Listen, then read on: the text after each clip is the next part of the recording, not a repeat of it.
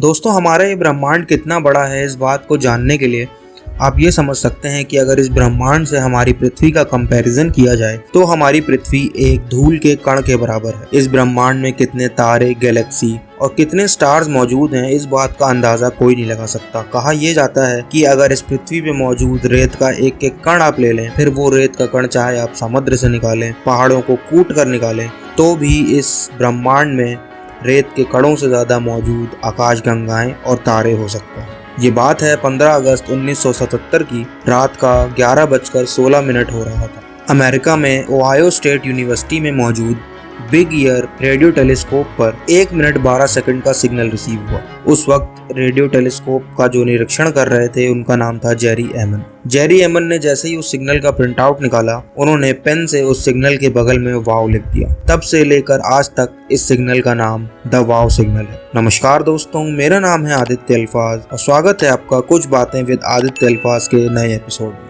1977 में रिसीव हुआ ये सिग्नल दुनिया का वो पहला सिग्नल था जब सारे साइंटिस्ट ये देखकर दंग हो गए कि ये सिग्नल हमारे किसी भी पृथ्वी पे मौजूद टेक्नोलॉजी से नहीं बल्कि दूर कहीं अंतरिक्ष से आया है। जब इस सिग्नल को लेकर काफी रिसर्च शुरू की गई तो ये माना जाने लगा कि शायद ये सिग्नल किसी परग्रही सभ्यता का हो सकता है और वो एलियन सिविलाइजेशन शायद हमसे कांटेक्ट करना चाहती है। आपको आपकी स्क्रीन पर ये जो सिग्नल दिख रहा है, यही वो सिग्नल था जो 1977 में रिसीव हुआ था।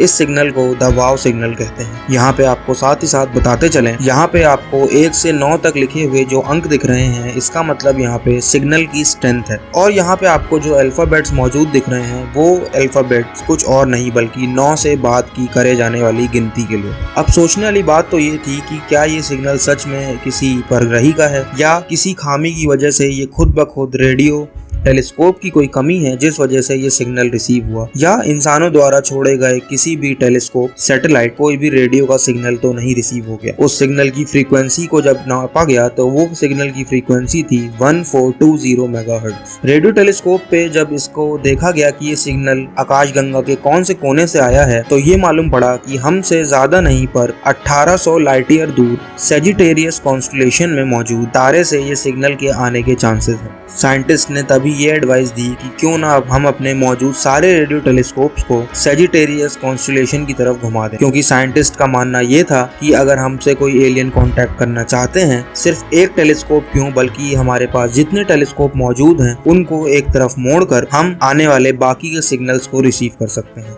1977 के बाद से आज तक इस सिग्नल को रिसीव किए जाने के लगभग 50 साल बाद भी ये सिग्नल दोबारा नहीं मिला।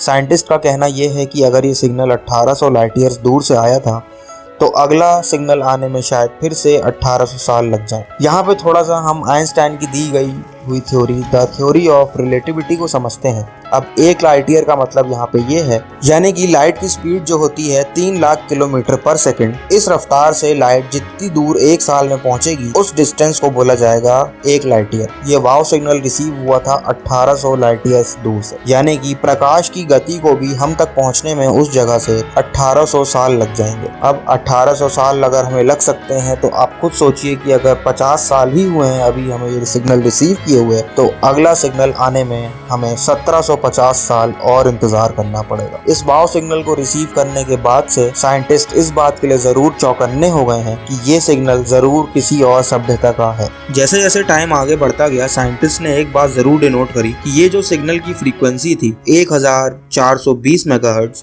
ये ठीक वही फ्रीक्वेंसी है जिस पर हाइड्रोजन एटम वाइब्रेट करता है। ब्रह्मांड की उत्पत्ति के बाद से आज तक सबसे पहला जो एटम बना था वो हाइड्रोजन एटम माना जाता है।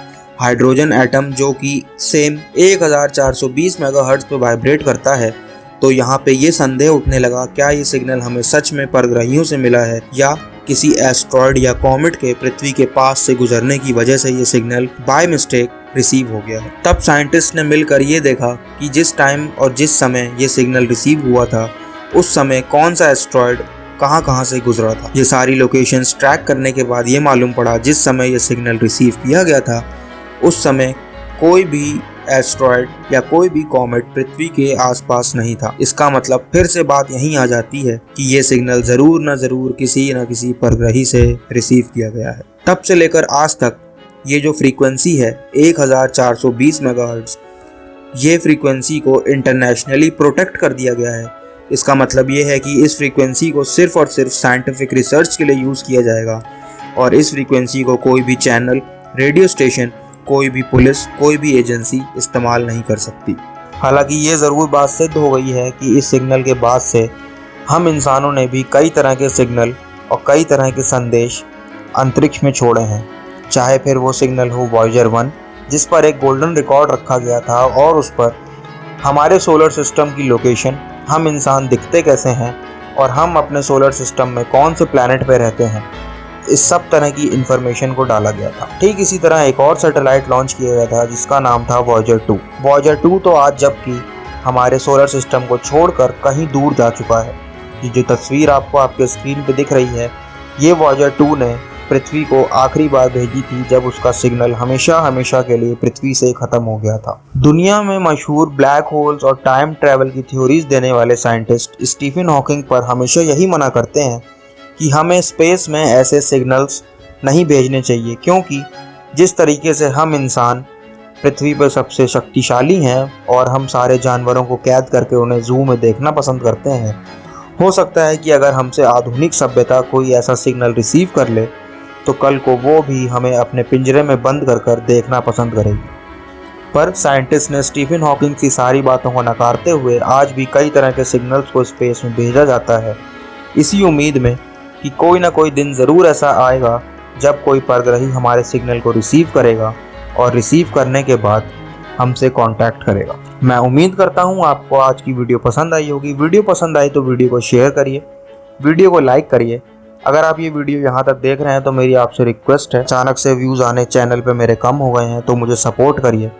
बहुत जल्द मिलूंगा एक और नई वीडियो के साथ। तब तक के लिए अपना ध्यान रखिए, अपने आसपास सफाई बनाए रखिए। बाय।